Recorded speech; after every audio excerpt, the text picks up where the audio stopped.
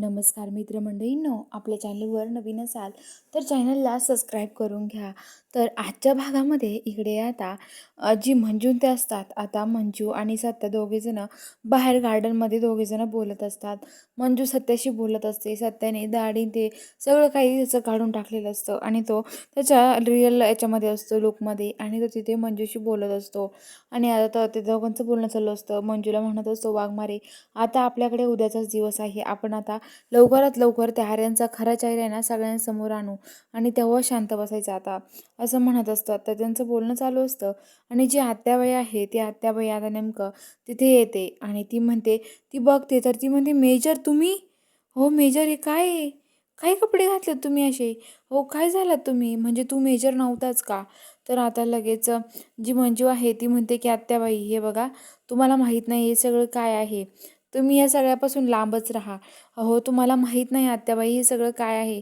तर आता लगेच ती मोठ्या मोठ्याने रडायला लागते, मोठ्या मोठ्याने हे करते, म्हणते की माझं मेजरवरती आयुष्यात, या माझ्या काळ्या आयुष्यात मी कोणाच्या प्रेमात पडले नाही. मी मेजरच्या प्रेमात पडले होते, पण मेजरचं हे असं झालं मला तर नाही पटलं. मेजरचं असं कसं होऊ शकतं, असं म्हणत असतात. तर ते म्हणतात की मेजरशी खरंच ना, मेजर असं काय झालं आहे सगळं, हे सगळं कसं होऊन बसलं असं. आणि मेजरवर मी खूप प्रेम करत होते, माझ्या आयुष्यात मी पहिल्यांदा कोणाच तरी प्रेमात पडले होते आणि हे सगळं काय झालं. पण तुम्ही तुमचा आधी चेहरा सांगायचा ना मला, हे सगळं आधी दाखवायचं ना, असं काय झालं हे सगळं काही, असं म्हणत असतं. आणि आता ती म्हणत असते की हे सगळं काय आहे. तर आता लगेच मंजू म्हणते, तुम्हाला एक सांगू का मी? हे बघा आत्याबाई, तुम्ही शांत व्हा. आता मला तुमचा आणि आर्यनचा खरा चेहरा कळालेला आहे. तुम्ही आणि आर्यन काय आहेत ना हे सुद्धा मला माहिती आहे, असं मंजू म्हणते. तर आत्याबाई म्हणते, काय कळलं तुला, सांग बरं मला. तर लगेच मंजू म्हणते, कळेल तुम्हाला उद्या.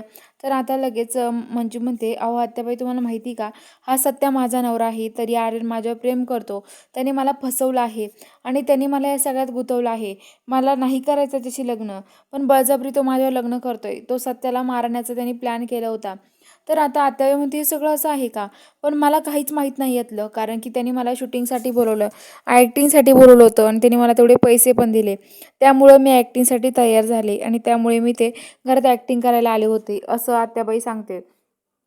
आता मंजू हे सगळं बघून मंजूला पण आता आश्चर्याचा धक्का बसतो. आणि आता लगेच जी आत्याबाई आहे ती म्हणते की हे बघा, तुमचं सत्य आहे, तुम्ही सत्याच्या बाजूने लढताय ना, खरंच मी पण आता सत्याच्या बाजूने लढायला तयार आहे. मला पण आता सत्य हवंय, मला असं खोटं नाटं नको आहे, असं आत्याबाई म्हणते. आणि म्हणते की काळजी करू नका, मी पण तुमच्यासोबत लढायला तयार आहे, असं मंजूला त्यांना ती म्हणत असते. तर आता मंजूला पण त्यांना खूप आनंद होतो.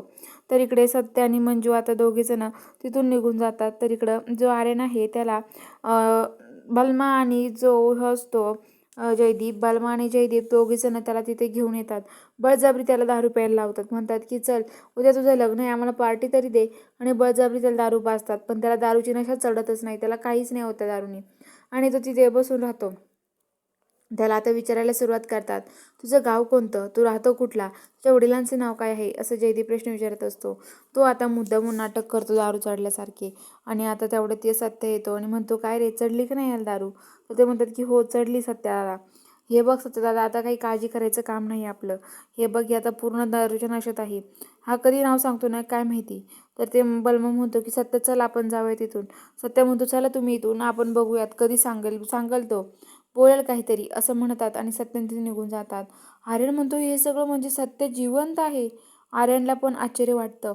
तो म्हणतो की मी त्याला संपवलं होतं माझ्या हाताने, तरी कसं काय सत्य जिवंत राहिला, असं आर्यन विचार करतो. आणि जो आर्यन आहे तो आर्यन म्हणतो की मी सोडणार नाही या सत्याला आता. सत्या त्याच्या रूममध्ये जाऊन झोपलेला असतो, सगळेजणच झोपतात. आणि जो आर्यन आहे तो तोंडाला मास्क लावतो आणि सत्याच्या रूममध्ये बेशुद्ध करण्याचं औषध घेऊन जातो, रुमाल घेऊन जातो. त्या रुमालावर ते औषध टाकतो आणि त्या रूममध्ये येतो. आणि आता सत्याच्या रूममध्ये आल्यावरती आता सत्य ते निवांत झोपलेला असतो. आर्यन येतो आणि आता जो आर्यन आहे तो आर्यन आता तिथे लगेच सत्याच्या तोंडाला तो गपचूप रुमाल लावतो आणि सत्याला बेशुद्ध करतो आणि तिथून उचलून घेऊन जातो. इकडे सकाळी सकाळी सगळ्या घरात लग्नाची तयारी चालू असते. आता मंजू पण आवरून मेकअप वगैरे करून बसलेली असते. आणि इकडे आता आर्यन पण मेकअप करून बसलेला असतो. तो खूपच खुश असतो, कारण तो की आता सत्य नाहीच आहे, तर माझं मंजिरीशी लग्न होणार म्हणजे होणार, असं त्याचा डोक्यात विचार असतो. इकडं मंजूला सवी म्हणते, मंजू वहिनी तुम्ही खूप छान दिसतायत. पण मंजू म्हणते, काका सकाळपासून कुठं गेले काय माहीत, दिसत नाहीये. तर आता सवी पण म्हणते, हो ना खरंच कुठं गेले काय माहिती, दिसत नाहीये. कुठं गेले असेल काका असं म्हणत असतात. आणि आता लगेच ते म्हणतात की खरंच काका ना कुठं गेले काय माहिती. आता मंजू बाहेर येते, सगळीकडे शोधायला लागते. आणि आता आर्यन पण बघतो मंजू काकाला शोधत आहे.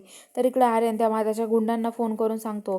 त्यांनी गुंडांनी इकडं त्याला बांधून ठेवलेलं असतं किडनॅप करून, आणि त्याला मारायला सांगतात. तर इकडं आर्य सगळेजण शोधत असतात, कुठं गेला सत्या, कुठं गेले काका, कुठं गेले.